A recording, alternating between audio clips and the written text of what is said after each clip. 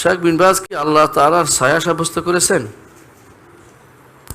হাদিসটা হচ্ছে এটা, ইয়াউমা লা যিল্লা ইল্লা যিল্লুহু, যেদিন আল্লাহর ছায়া ব্যতীত আর কোনো ছায়া থাকবে না।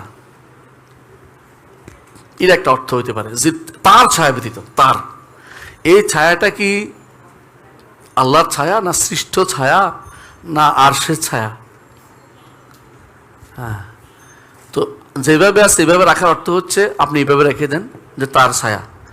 এটা শেখ বিন বাজে বলতেন যে তার ছায়া, এটা সৃষ্ট ছায়া হইতে পারে অথবা এটা আরশের ছায়া হইতে পারে। এটা বলেছেন। আপনার টেনে নিয়ে যদি কোনো আল্লাহর ছায়া বানিয়ে ফেলেন, আল্লাহর নিজের সত্তার ছায়া বলেন তো এটা বানাইছেন, শেখ এটা জীবনও বলে নেই। শেখ বলছে আল্লাহর ছায়া, কোন ছায়া তো শেখ আল্লাহ নির্ধারণ করে দেন নাই। তার ছায়া, তার নিজের কোনো সত্তার কোনো ছায়ার কথা বলেন না। কি বলছেন? এটা ছায়া। এই ছায়া সৃষ্ট কোনো ছায়া হতে পারে অথবা এটা আরশের ছায়া হতে পারে। বুঝতে পারছে? শেখ ওসাইমিন একই কথা বলেছেন।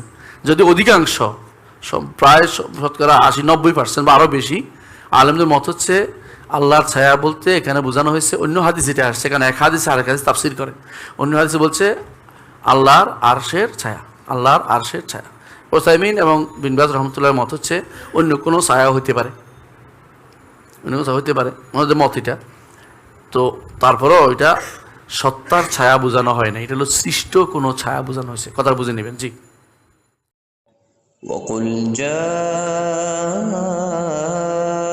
الحق وزهق الباطل إن الباطل كان زهوقا